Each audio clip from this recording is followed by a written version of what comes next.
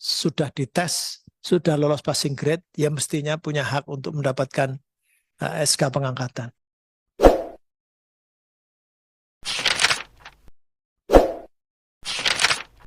Kan adalah ujung tombak pendidikan dalam menciptakan SDM yang unggul, berkarakter sesuai dengan jati diri bangsa sehingga bisa bersaing di dunia internasional.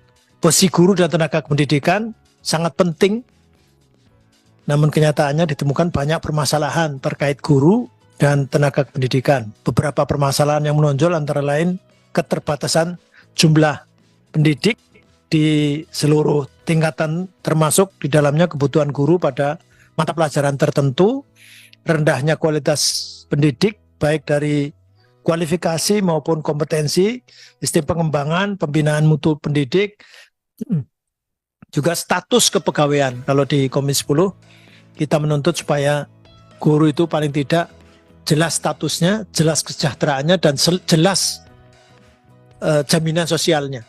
Jaminan sosial itu ketika sakit atau hari tua dan sebagainya. Kebijakan rekrutmen guru P3K yang diharapkan memenuhi kebutuhan guru dan tenaga pendidikan dalam perjalanannya mengalami kendala dan problematika. Komisi 10 sudah mengawal proses rekrutmen P3K ini yang penyelesaiannya sangat bervariasi melalui panja pengangkatan GTK honorer. Ini nanti Bu Agustina sebagai ketua panjanya, dan panja formasi GTK P3K. Ini sudah ada rekomendasinya diberikan kepada kementerian.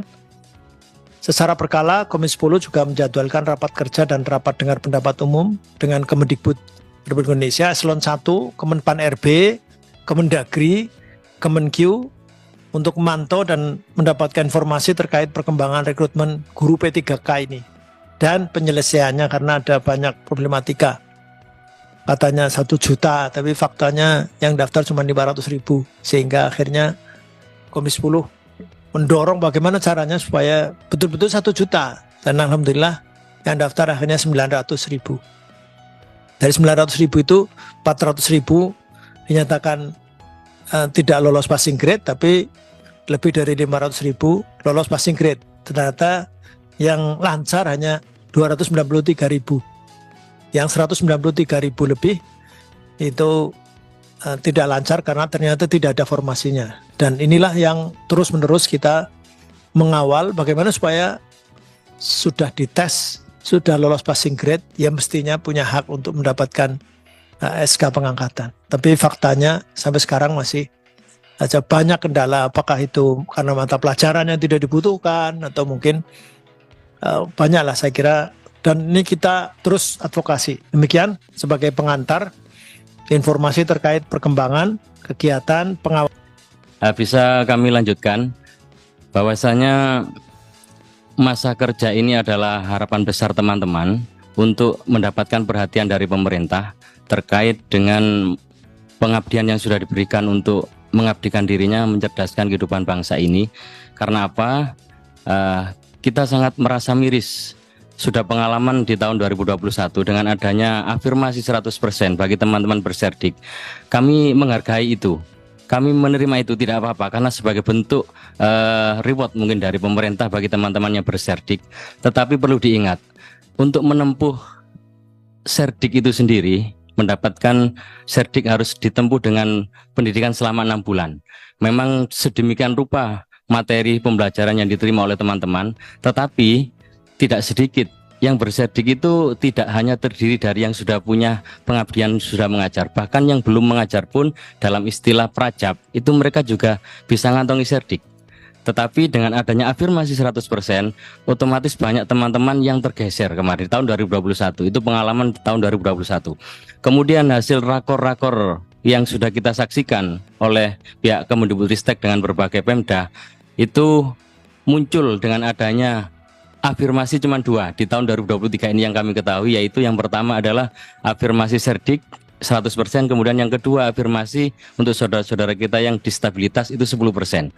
Sehingga kami berharap dengan adanya taruhan masa kerja di atas 10 tahun ini, tidak bisakah disandingkan dengan pendidikan yang ditempuh oleh teman-teman melaksanakan PBG hanya 6 bulan mendapatkan serdik, kemudian mereka dapat jaminan afirmasi 100%, sehingga kami juga menekankan sore hari ini untuk meminta adanya afirmasi untuk teman-teman yang punya masa kerja di atas 10 tahun, kiranya diberi afirmasi 100% juga.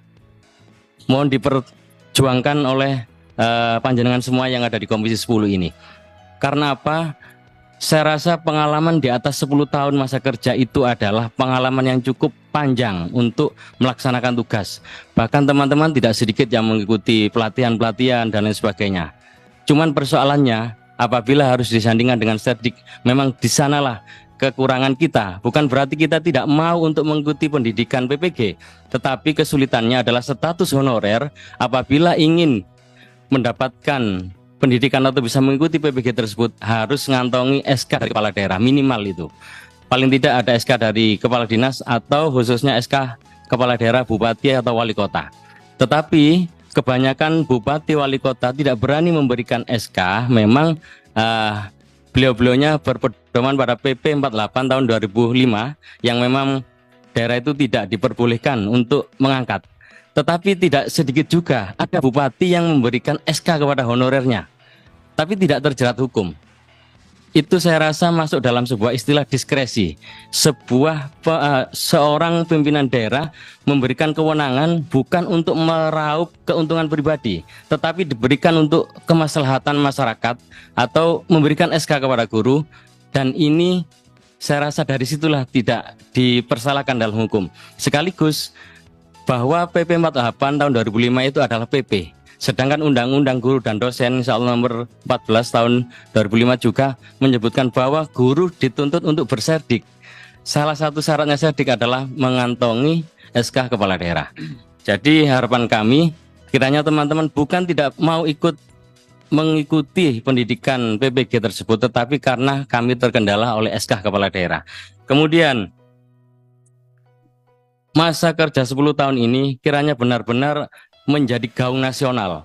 Sebagaimana dulu ada afirmasi, saya percaya juga melalui perjuangan dari Komisi 10 salah satunya ada afirmasi untuk teman-teman yang usianya di atas 35 tahun.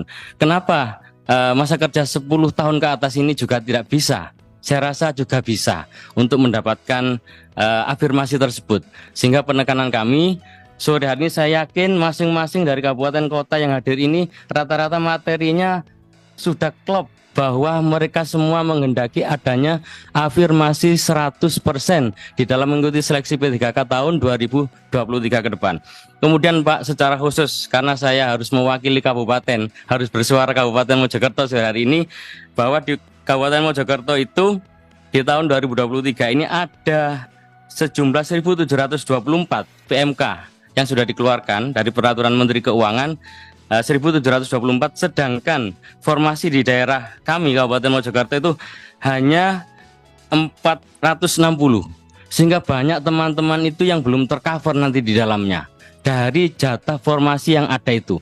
Begitu juga kejadian di berbagai daerah yang ada di Nusantara ini dengan adanya formasi, bahkan ada daerah yang masih belum berani mengajukan formasi, sehingga teman-teman hanya bisa gigit jari untuk menghadapi seleksi P3K tahun 2023. Sekaligus harapan besar kami benar-benar nanti untuk linearitas guru bahasa Inggris, yang kebetulan banyak guru bahasa Inggris di SD itu sudah tidak bisa mendapatkan formasinya karena memang tidak ada formasi guru bahasa Inggris di SD. Tetapi kami menagih apa yang pernah diucapkan oleh Profesor Nunuk bahwa bahasa Inggris akan dilinearkan ke guru kelas. Itu banyak tuntutan dari teman-teman sehingga kami harus menyuarakan itu. Dan yang ketiga, saya rasa suara Mojokerto kali ini sama dengan suara teman-teman se-Nusantara satu, Pak. Mohon diperhatikan saudara-saudara kita yang PTT atau tendik, seperti salah satu contoh operator sekolah dan tendik-tendik lainnya. Sampai tahun 2023 belum ada formasi untuk perekrutan P3K. Kami mohon sekali lagi teman-teman saudara-saudara kita yang tendik yang punya pengabdian cukup di lembaga masing-masing, bahkan kerja mereka tidak cukup di sekolah saja, pulang ke rumah pun masih harus melaksanakan tugas sebaik mungkin karena deadline waktu yang harus mereka selesaikan. Saya rasa mewakili Ketua Umum sore hari ini sekaligus saya mewakili Kabupaten Mojokerto sore hari ini sebagai pembuka saya, dan ini yang bisa saya sampaikan. Bisa dilanjutkan teman-teman yang sudah siap dengan materi masing-masing dari kabupaten kota yang sudah hadir pada kesempatan sore ini. Kurang lebihnya mohon maaf. Terima kasih. Assalamualaikum warahmatullahi wabarakatuh. Selamat sore, salam sejahtera untuk kita semuanya. Salam, Om Swastiastu, Namo Buddhaya, salam kebajikan, Rayu. Terima kasih.